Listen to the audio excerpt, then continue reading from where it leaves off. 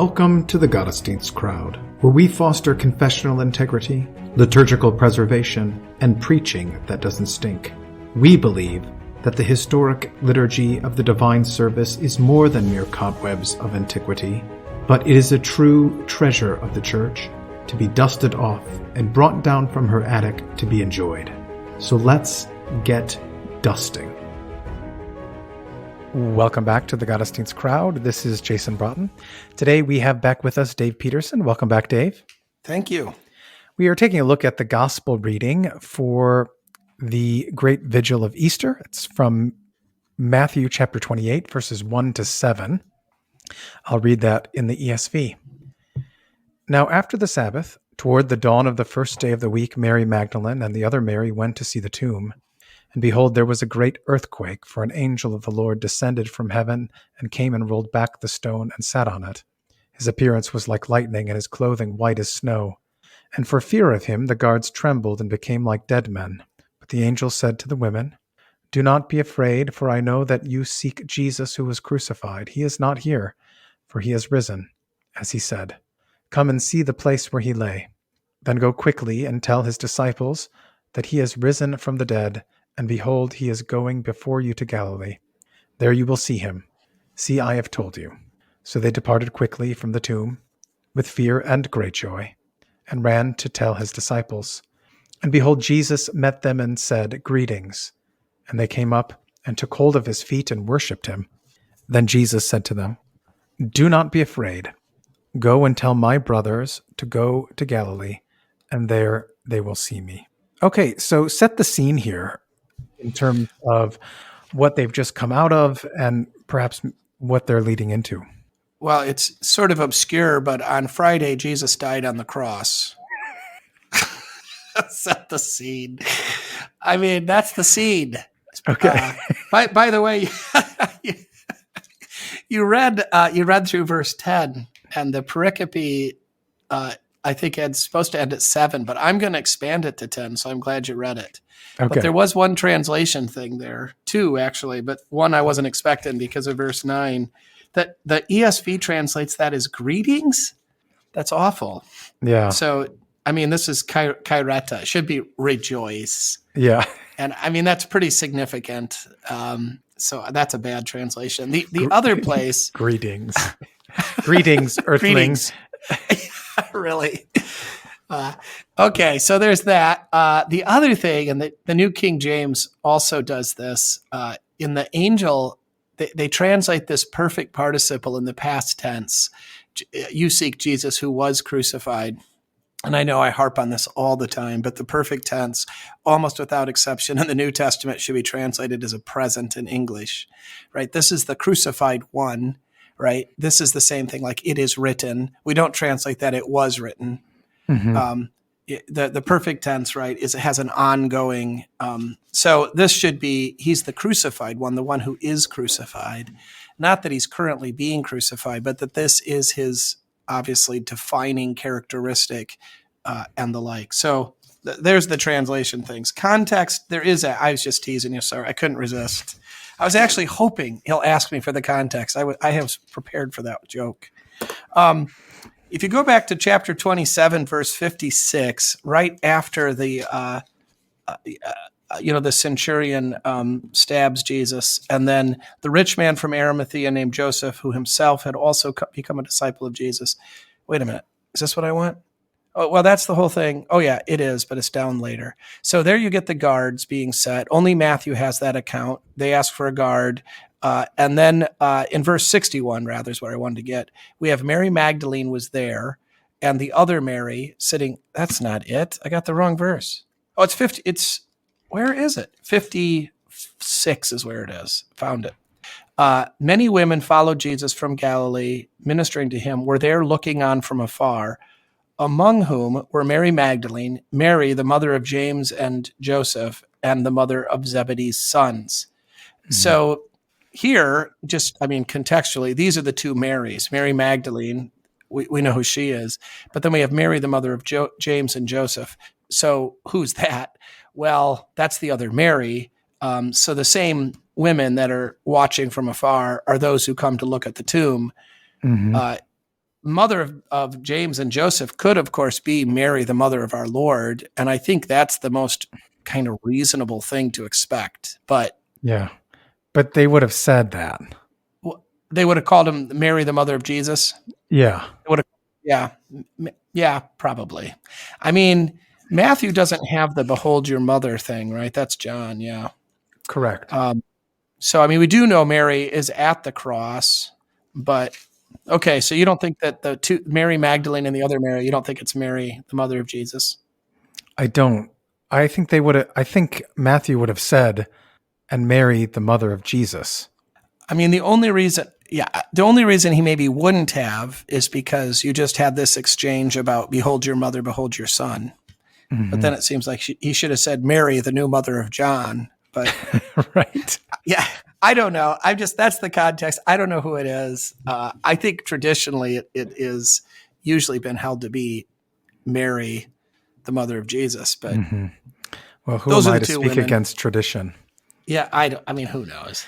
I mean, some other two women kind of setting things. So Matthew begins and ends with earthquakes, and angels. So the angels announce what's happening, and then they give directions on what to do. So it's kind of like they're preaching. Oh yeah. And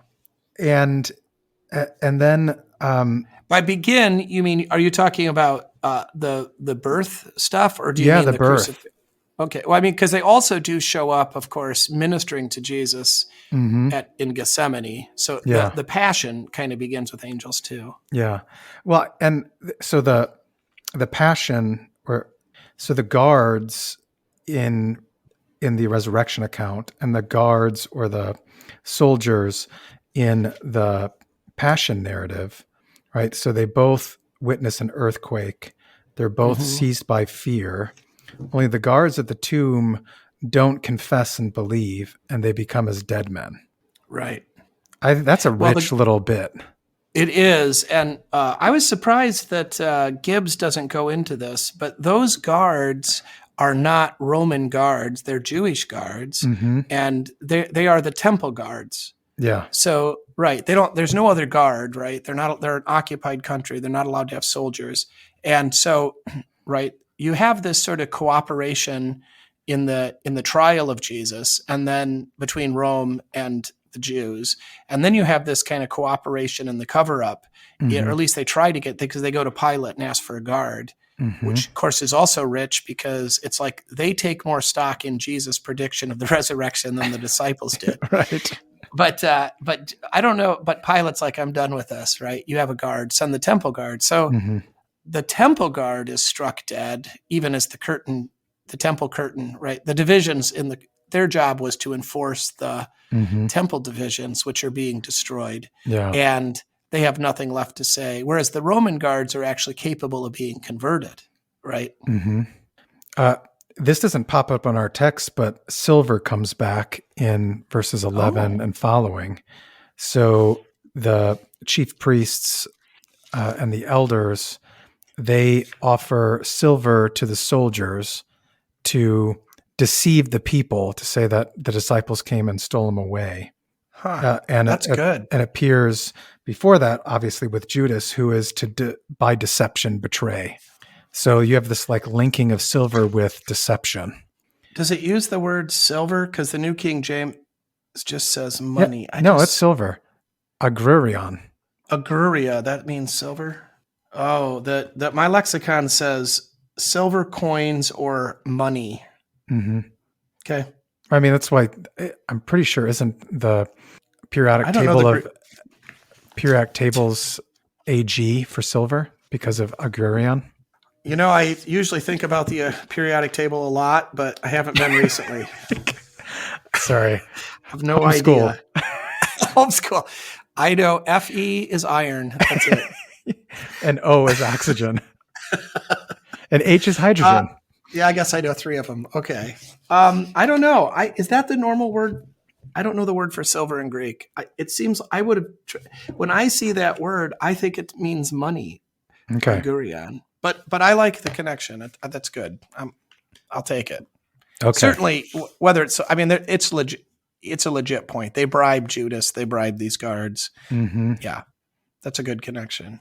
Of course, the other thing obviously is that they should have. I think it's hilarious that they're not surprised. They're like, "What? Were you guys drunk?" I mean, if you showed up at my house and said, "Hey, I was going through the cemetery and this guy came out of the grave," my first response wouldn't be, "Here's some money, don't tell anybody." I mean, this is obviously a conspiracy. And they don't doubt that Jesus rose from the dead, but they still don't believe him, of course, right along with the prophecy of Abraham to the rich man. Yeah. Right. They believe he's risen. They don't care. Yeah. So in chapter 27, when Judas throws down the pieces of silver, it's a Gurion. Oh, it is. Okay. You think they took those same pieces of silver? Wouldn't that be amazing? Nice. Yeah, that would be rich. Supposedly they bought a potter's field with it. But. Yeah. Well, maybe it was the tomb of Joseph of Arimathea they bought. There you go. Okay. All right. So part of that is the assumption of these people is that everyone has a price. And so the irony is that Jesus is the price. Oh, that's really good. Yeah, the Father has a price. Yeah, everyone has a price. Yeah, everyone has a price, even the Father. Yeah. Oh, that's good. I'm writing that down. That's really good. I might use that on Good Friday. The women, they depart the tomb in the same manner as the Magi when they see the star, with great joy and fear. Okay. Yeah, there's the other thing. What was that now? Oh, I like too that here's a really fun thing, and I picked this up from Gibbs. Their purpose in coming is to see the tomb. Mm-hmm. I mean, right? They don't expect the resurrection, right? At all. No one expects the Spanish resurrection. Okay, and then you have they come to see the tomb, and then the angel says, "This is great, right? Come and see the place." Right, really where the Lord lay, which is to say, come see his bed. And you thought you were coming to see a grave, but you've come to see a bed, and which I think is really, really beautiful. And then, of course, we already touched a little bit on this, that he's the one who's crucified.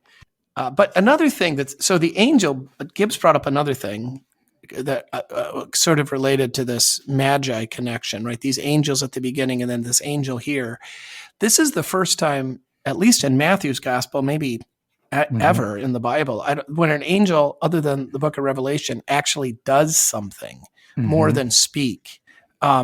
So he comes down from heaven. He causes the earthquake, and he rolls the stone back and then sits on it. And I've for years said that when he sits on the stone, he's making fun of it, right? He's showing its weakness. It's just a bit of ceremony that's totally unnecessary, right? It's a sign of derision. And I was happy to find in Gibbs, in a footnote, barely noticed, that some commentator he read suggests a note of triumph in the sitting on the stone. So I think that guy's right, because I think I'm right. And but anyway, that means the grave is under his feet. Yeah. If he's sitting on right. Yeah. Yeah. He's right. Sit on it. Right. That was an insult when I was a child. Sit on it. So it was a kinder day in those days. Yeah. But anyway, the angel actually does something. He doesn't just talk. And he does this. There's also with the wise men, right, that the city of Jerusalem shakes, that seisma, at the news that the King of the Jews has been born. Yeah. And none of them thinks that Herod's had a son. They all, they know it's the Messiah. And so you have this shaking. You also have the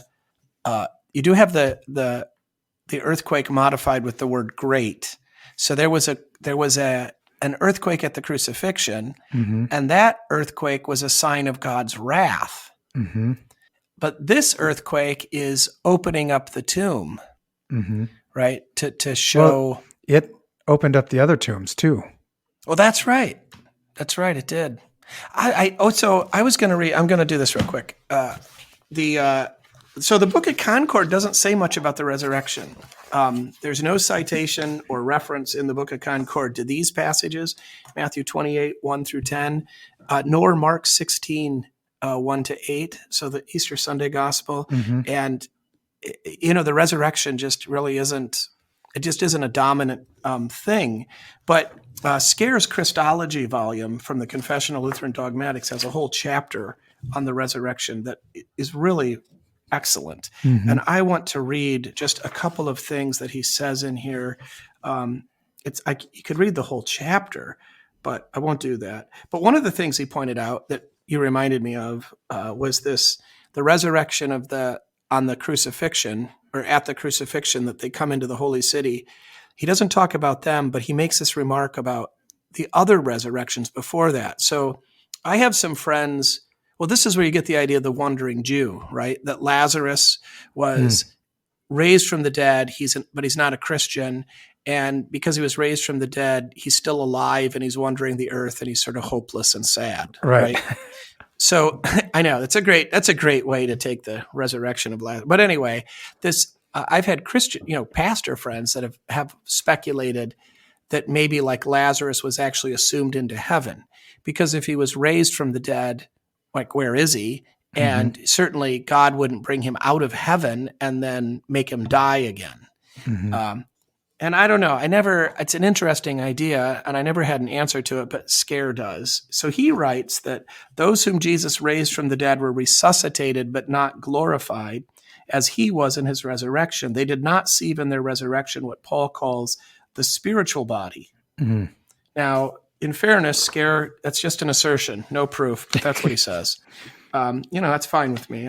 I'm a preacher. I'm in favor of assertions. Mm-hmm. But I want to read you this. So anyway, that's just a side. Here's this really great. I'm going to read you almost a whole paragraph starting on page 97 at the bottom of the page. He writes, "The resurrection is an historical event, but it is not one event among other events. Rather, it is the event through which God gives significance to all other events. The resurrection of the one man, Jesus, has universal significance, a New Testament theme endorsed by Pannenberg, quote, 'The universal resurrection of the dead and the judgment are imminent,' end quote. Though man, the sinner, sees the cross as the solution for his dilemma brought about by the impossibility of making his own satisfaction to God for sins, God sees the cross, first of all, as the ultimate vindication of his cause against Satan. With the cross, God has removed Satan in his role as adversary against the divine plan to redeem man. God is characterized as the living one who gives life, and Satan as the one who brings death to all mankind through sin." I'm going to skip a little bit and then pick up again. "Just as God was compelled to redeem his children, both by his love for his rational creatures and by his honor in defending them against the claim of Satan, so by that same inner compulsion, he must bring Jesus from the dead." Skip a little bit more. "The righteousness of God demands the resurrection of Jesus, since all of God's claims against mankind for retributive death," I don't know how to say that word, "have been absorbed in the death of Christ." And then finally, skipping again a little bit because I don't still want to have to read you everything. "Thus, the resurrection is neither simply an event which happened, nor merely the act of an all-powerful God desiring to express his sovereign will, but the final expression of what it means to call God life and the one who makes alive. The idea of the necessity of the resurrection is clear in Peter's first sermon, Acts 2:24, but God raised him up, having loosed the pangs of death, because it was not possible for him to be held by it." And there's a lot more, but I think, this is like always sort of the Lutheran preacher dilemma. We like Good Friday more than Easter. And, but here, this is just this, I love this. We see the cross as the solution for our dilemma, right? The cross is the solution because it is impossible for us to make satisfaction for our sins. So the cross is the solution. But God sees the cross as the ultimate vindication of his cause against Satan. And then this idea that the resurrection, the necessity of the resurrection, is because, right, God is the God of the living, and it's the final expression of all this. The righteousness of God demands. So it's really good. And There's more in and this that's chapter. in his Christology book.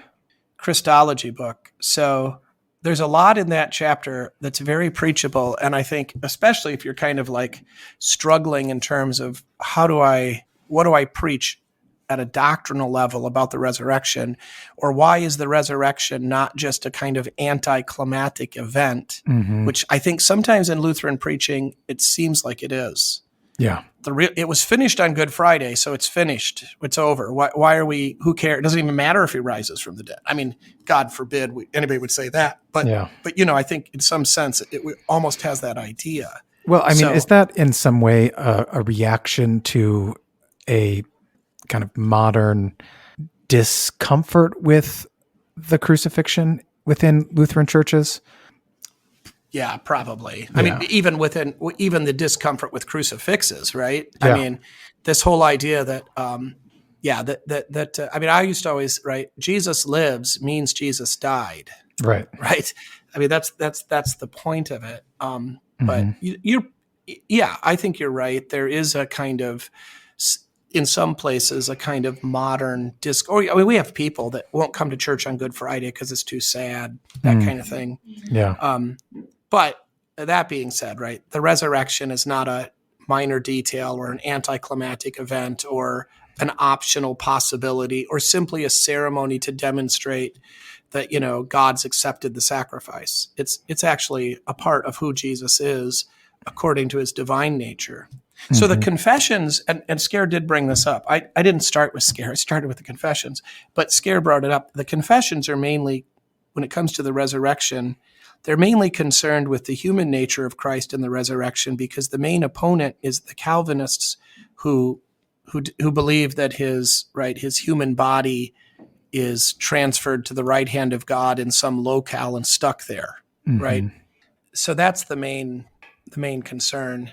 And then later, right, the main concern is just that Jesus really did rise from the dead and the Bible's true. But neither one of those sort of, I mean, the first one to some degree, but they don't really deal with the theology of the resurrection or the necessity of the resurrection and how it is that the resurrection is a Christological truth and, necessity, therefore, that we must proclaim and what we mean by it when we say Jesus lives. Yeah. So you're not going to find that so much in the Book of Concord, I don't think, at least not under the terminology of resurrection. Is there anything to the angel when he's speaking to the women says, "Go and tell the disciples," and then Jesus says, "Go tell my brothers"? Is there anything to that change? Yeah, sure it is, because this is a part of the promise and the foreshowing of the reconciliation, right? These are the disciples that failed. Yeah. Right. So him calling them his brothers and is a foreshadowing of the peace that will be bestowed that evening, in the upper room, and the fact that his death is reconciling and his resurrection is justifying. Right.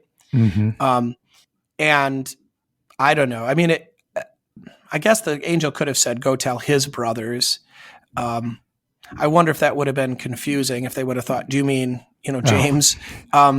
Maybe that was it. But then, so maybe with the two terms, it's clear that could be a possibility too. But I do think there's a change that brother is a term of affection and familial, beyond the word disciple, student. I know it wasn't also though. That was another thing in the ESV, I think, translated. Doesn't it have "Behold, I told them" in verse 7? What did you read? Because it's second person. Then go quickly and tell his disciples that he is risen from the dead, and behold, he is going before you to Galilee. There you will see him. See, I have told you. And that's just behold again. Oh, I thought you said, therefore you will see him, they say. There you will see him. Okay, see, never mind. I have told you. Okay, good. Sorry, I misheard. I got confused when you were reading. Is there anything to the lightning in his clothing like white as snow? Yeah. The angel, Daniel 7, the transfiguration. Yeah. Yeah, I don't know. Is it just, I don't know. I wonder about that too. What do you think? I mean, it's an interesting, but I don't know what to make of it. Is it just that he looks like Jesus because he's a holy being, or is it just, yeah, okay. So another thing with these resurrection accounts is this is the most dramatic of them. Mm-hmm. But there isn't, I mean, even so, okay, so he's shiny and he's loud and he sits on the stone, right?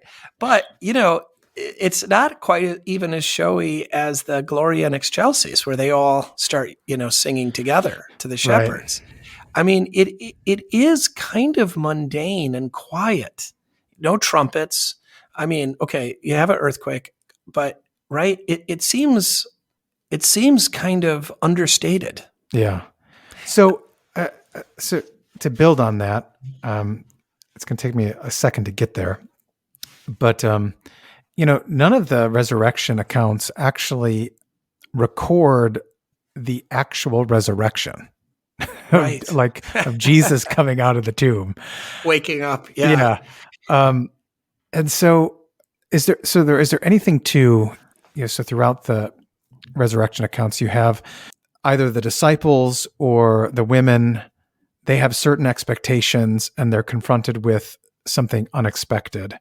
Is there anything that we come to the text with expectations and are met with the unexpected?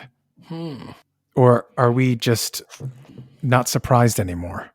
Because maybe the whole thing is, up until this point, they may have not expected it, but then they kind of can look back and say, oh, we should have expected that. But is that the same thing here? I'm thinking. Yeah. Well, I mean, what are they're expecting? These women are expecting to find, a dead body in the grave. Yeah. I mean, I don't think there's any expectation of them. And then I wonder too, I thought, so another strange thing, which you started to talk about, is that really Jesus just tells these women the same thing the angel did. Like, why didn't, was he busy? Why didn't he just do this from the beginning? And or what, was the angel message not sufficient? Mm-hmm. So is this angel Jesus, an angel of the Lord? No. Okay. Can't be. It can't be. Could it? How could it be? Well, the Old Testament, the angel of the Lord. Well, I know that, but in this context, it's a distinct being, and I guess they're not seen together. This is sort of like the Batman Bruce Wayne thing. I know, but he's depicted as like lightning, his clothing white as snow. That's true. And then he just says the same thing. That's a good point. They worship Jesus. They recognize Jesus. Yeah, because you worship now that God is in the flesh, right? He's still in the flesh. He's still Emmanuel. He'd be in the flesh when if the angel whose clothes is like lightning, he would be in the flesh. That's after the resurrection. Mm-hmm. I don't think so. I think that's crazy talk. I think these are. I don't know what to think of it. Thinking out loud. I'm trying to figure out why I think that's so wrong. I can't quite put my finger on it. Maybe it does say an angel of the Lord. There is that particular verbiage in verse 2.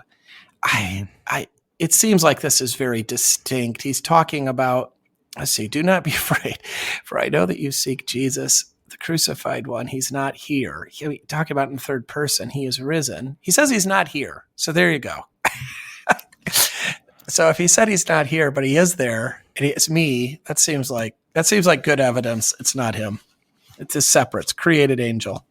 Yeah, but what if he's pointing to the tomb? He's not here. I do not like this idea at all. But I'm just struggling to wrap my mind around it. It's caught me off guard, and I don't know. Maybe there's something to it. Has anybody ever thought this before? I don't Is know. there It just any- came to my mind. I'm sure someone has. Sure. And it's probably. I'm sure someone has too. I mean, there's probably somebody that says one of these Marys is Jesus. I mean, it's, so, but I mean, yeah, I imagine somebody said it, but it certainly doesn't seem, I can't remember ever reading it. It seems like kind of outrageous idea to me, at least at first blush. But why is that thing repeated? Why does Jesus decide to reveal himself to them and then tell them really the same information? Oh, there was another thing, by the way, that we almost missed. I'm glad we didn't. Gibbs makes this. I didn't know this either, so this was helpful. The angel gives the reason to not be afraid, which is the first time. So usually it's just don't be afraid. But here it's I know that you seek Jesus, the crucified one. He's not here. Mhm. He is risen. If he was there, then they should definitely be afraid. Mhm. If Jesus is dead, then you have every reason to be afraid. But if Jesus lives, then your fear is misplaced. Mhm. And so that is, I think, also a kind of an exegetical reason to go along with scare and say the resurrection is necessary. Mhm. Right. Yeah. But so, of course, he doesn't say that. Jesus just says, don't be afraid. Go tell my brethren. I don't know. The Galilee thing is sort of weird too, right? The harmonization of the resurrection accounts is very difficult. Yeah.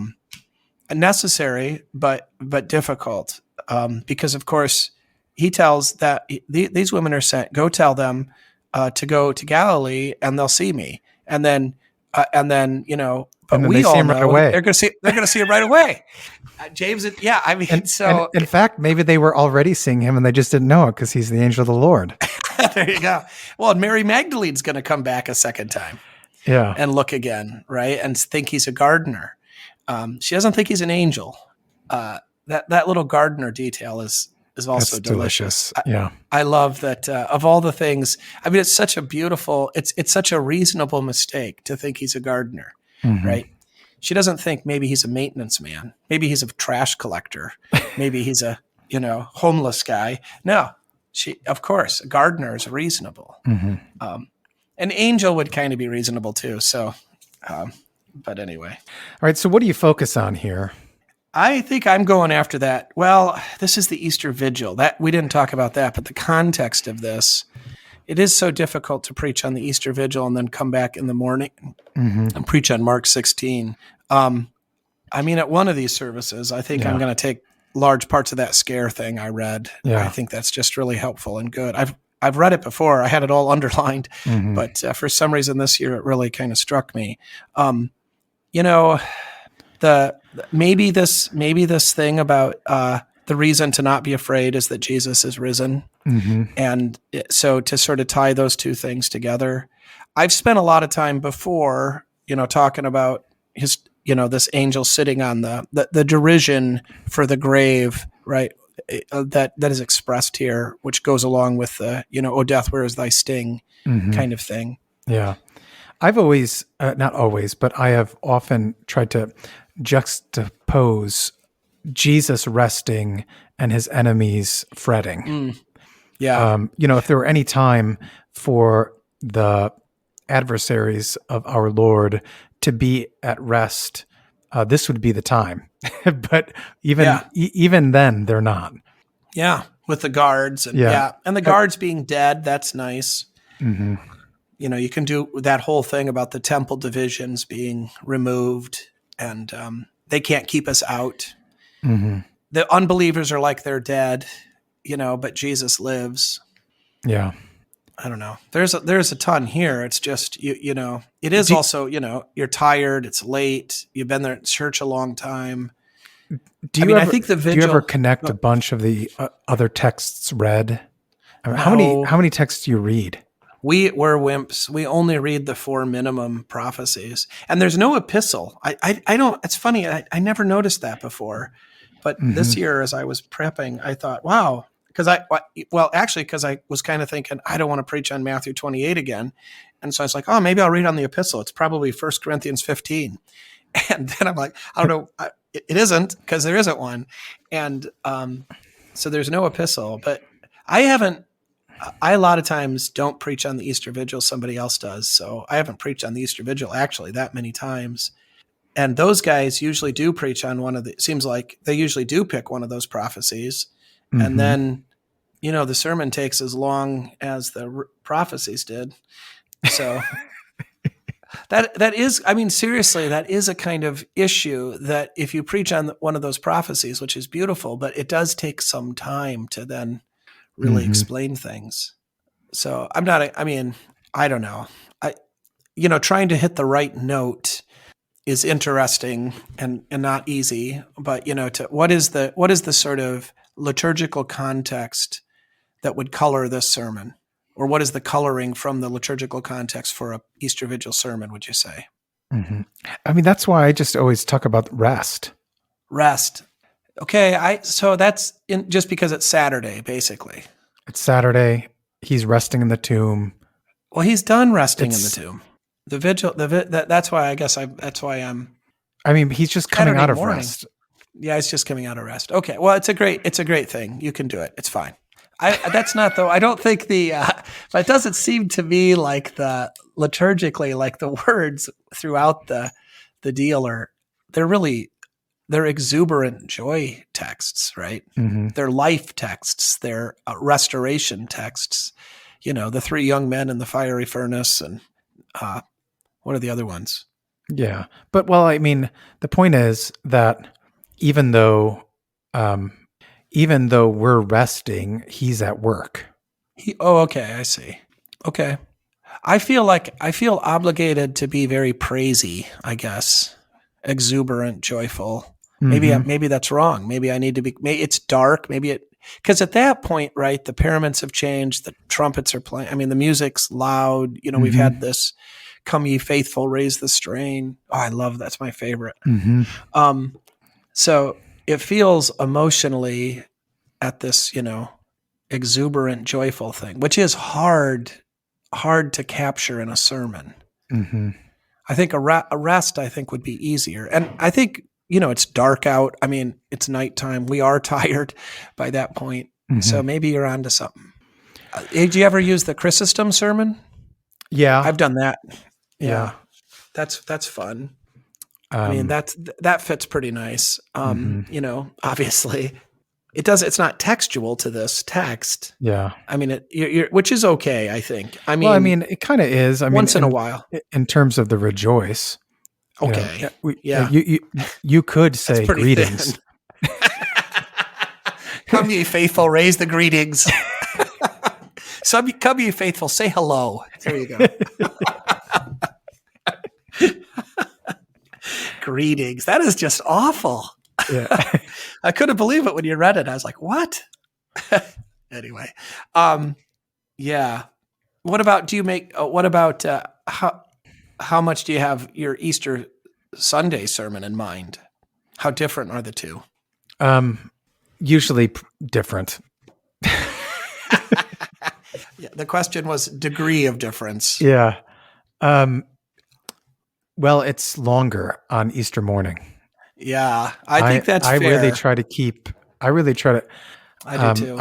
keep it to under 12 minutes for Easter Vigil because it is a long service. Me too. Yeah, and okay, so it is a long service. Also, the people that are there were there Maundy Thursday, which is a long service, Good Friday, which is a long, long service, right? And they're coming back the next morning. I mean, it's not like, this is their one chance to hear the gospel, and they've heard so much wonderful stuff. I do feel a little bit like it's almost like, what can we add? Well, I need to say something here, and it's appropriate and necessary, right, that I say something, but yeah, I don't need to be going on for a long time at this point. I think that's legit. And I think it's also compassionate. But then on Easter Sunday, I tend to go long compared to my normal. Yeah. I mean, because it's a different crowd. On Easter Sunday, I've got those same people back, but also I do have visitors and family, and I don't have a lot of the sort of church or Christmas and Easter kind of members, but I do have a few, and they might show up. So I do feel like Easter Sunday needs to be catechetical or didactic more so than this one. Mm-hmm. Of course, it's always didactic at some level, but this is kind of like really, we talked about this, I think maybe at Christmas Eve, that like Christmas Day is kind of the insiders, and Christmas Eve is the public. And this is the opposite, right? Yeah. The Easter Vigil is the insiders, as it were. And I think actually probably more exaggerated than Christmas Day. Yeah. Because you have to be ready to sit there. I mean, it is difficult. That's why I kind of talk about rest, because it is actually work to listen to all those readings. Yeah. To my shame, I don't know if I know that to be the case, because I probably have never actually listened. It is hard. No, it definitely is hard to not, especially when you're, thinking about what's coming next and are the acolytes ready and all that stuff. That is a professional hazard that I find myself falling into way too often, even on a regular Sunday. And at this service, at least, I will say the readings are so long that sometimes, I don't read them. So Are you doing everything by yourself? Oh my goodness. Yes. That's a great blessing in a way, because you have to pay attention. But yeah, I never read them. I've never read them. I've always listened to them. But they are so long that I can even actually get bored with my daydreams and start listening to the text again. So that is a good thing. It's long enough that you do have a chance to kind of come back into it. It's not like it's over right away. But yeah, that's right. I'm sure I'm the outlier. Almost everybody listening probably does all of this all on a by couple of himself. occasions, we have a member who's graduating from seminary this year, and on a few occasions he's been back and has helped. But for the most part, I'm doing it myself. You should try. Help would be nice. It's just probably not going to be possible in every place. Yeah. But I mean, I do know, I have heard of, congregations that will cooperate for a vigil, so not, just one church will host it, but, 2 or 3 pastors. I don't know. I'm not in favor of lay readers. Maybe this would be a place to make an exception. Maybe a well-trained, prepared I'd rather do it. I would too. I think the problem with lay readers is not that it's, sinful of itself. Yeah. It's that reading is interpretive. That for me is the real issue. And I mean, besides the Bible passage, right, that we're to give ourselves to the reading of Scripture, but also the fact that actually you have to be, it's not just trained to speak, to be like an actor reading the lines, in a way that's articulate and so forth. It's that actually when you read, the emphasis that you give changes the meaning of the words. And if you don't do it, so it ought to be by somebody that has authority. It really, I'm fine with students doing it. Seminary students, because, they're being trained and they've been examined and they've been admitted in some sense, right? Yeah. They're not just, but yeah. It would be nice to get some help though. Yeah. I feel bad for you. I don't usually, it's very difficult for me to feel sorry for you, but all of a sudden I do. Well, every year I just think to myself, something you taught me, I would do this for my kids. So I'll do it for anyone else who comes. Any final thoughts to kind of wrap up? Well, yes, I have a final thought this week. And that is, I think you are actually being greatly blessed and privileged to be able to read those things. Thank you.